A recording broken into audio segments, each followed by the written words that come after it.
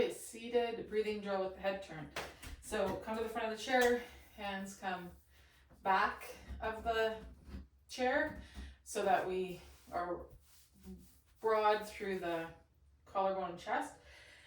We want butthole down, and we want to think of having some length in between the back of our pelvis and our rib cage.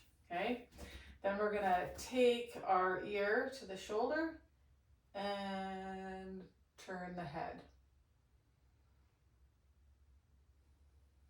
That motion will let more air kind of bias one part of our upper chest more than the other. I'm going to take 5 to 8 breaths here.